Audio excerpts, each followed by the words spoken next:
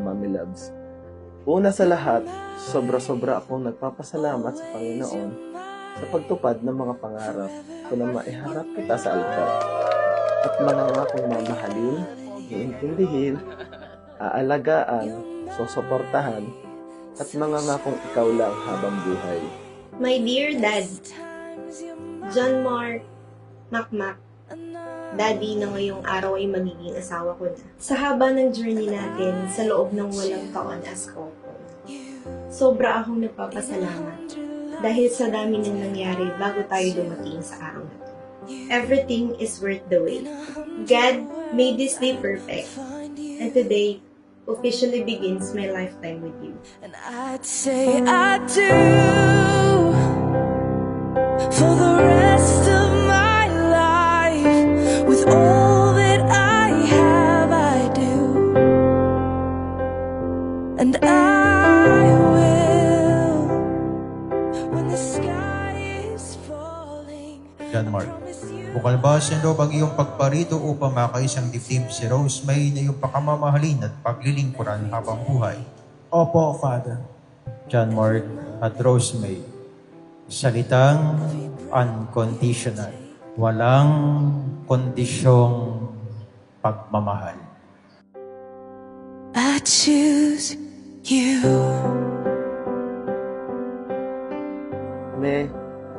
Tanda mo ba nung una nating pagkikita ay sa simbahan Panambawan?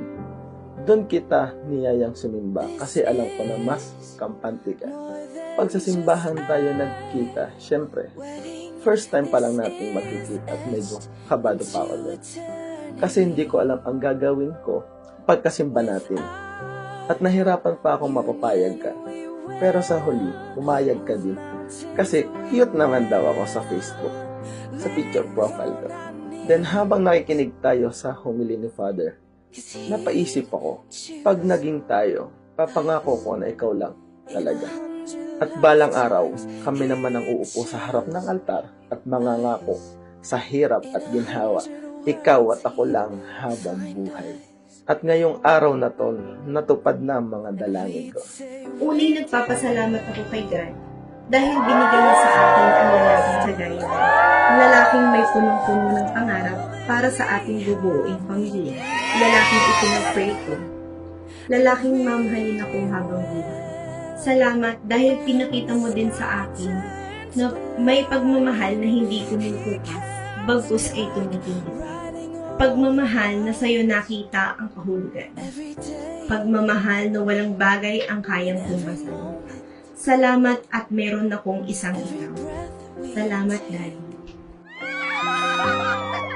We choose you. Pag-aasawa ka na, iwas-iwas na muna ang pag-inom, barkada, yun. Mahal na mahal kita. Namin. Magbabait. Wak, asawa ka na, maging happy family, at laging malapit sa Diyos. Thank you po, Tatay. Lagi nadyan po kayo sa akin. Thank you, my mother. Always nadyan kayo sa akin. Magbabait siya at magsasama ng ayos. Mabait ka at magsasama ng ayos. Tatay, thank you. I'll give you my whole heart for my whole life.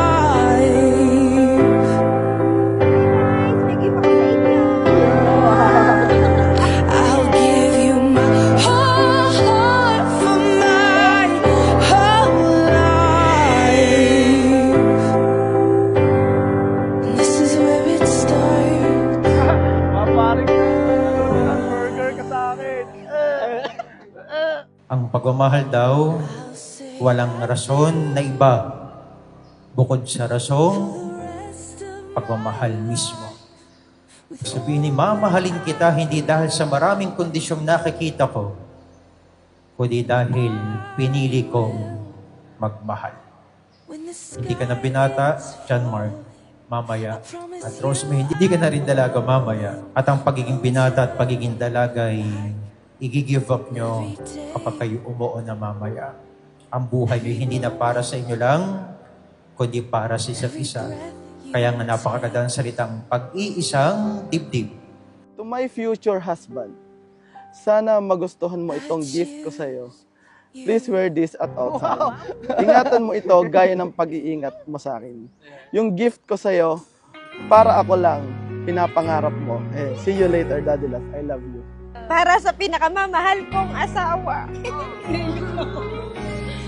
Ingatan mo ang regalo kong ito, gaya ng pag-iingat ko sa'yo. Mahal na mahal kita. Ikaw ang aking palagi. I love you, Mommy Loves. Thank you! Di man araw-araw na nakangiti, ilang beses na rin tayong humihindi. Di na mapilang Mame, eto na tayo. At andyan sila, nakasuporta at gagabay sa mga pangarap natin. Mame, sobrang salamat sa 8 taong pagmamahal at tiwala na binigay mo at pinadama mo sa akin. Ako na yung pinakamasayang tao sa mundo. Sapagkat simula sa araw na ito, ikaw at ako ay iisa na. Parang kailan lang pinag-uusapan natin at pinagpaplano ang araw na ito. Araw na kung saan tayo ay pag-iisahin sa harap ng Diyos at sa harap ng mga mahal natin sa buhay. Daddy, pangakong sasamahan ka sa lungkot at saya, sa hirap at ginhawa. Palaging uunawain at iintindihin ka. Palaging uunahin ka. Ipaglalaba at ipagluluto ka.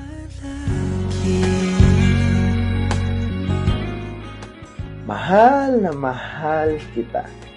At mas lalo pa kitang mamahalin higit pa sa pagmamahal na binibigay mo sa akin. I love you. Mahal kita. Palagi. Mwah! Walang Rose May kung walang John Mark. Walang John Mark kung walang Rose May. Simula ngayon, ikaw at ako ay iisa na. I love you, your beautiful wife, Rose May. Oh, eto tayo sa huli, palagi babalik pa rin sa yakap mo hanggang sa huli,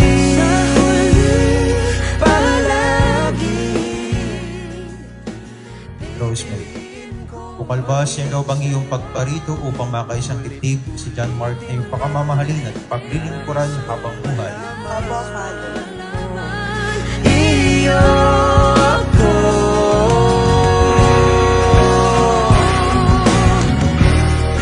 sa pagdating ng ating pilak at ginto.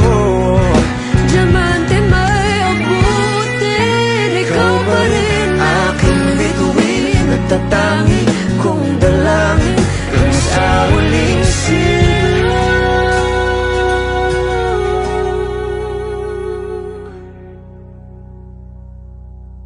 sa huli, palagi. Mga kapatid, sina John Mark at Rose May ay ganap na mag-asawa na. Igagawad ngayon ni John Mark kay Rose May ang kanyang masuyong halik bilang mag-asawa na. Palakpakan natin ang bagong kasal. Ulit-ulitin man, nais kong malaman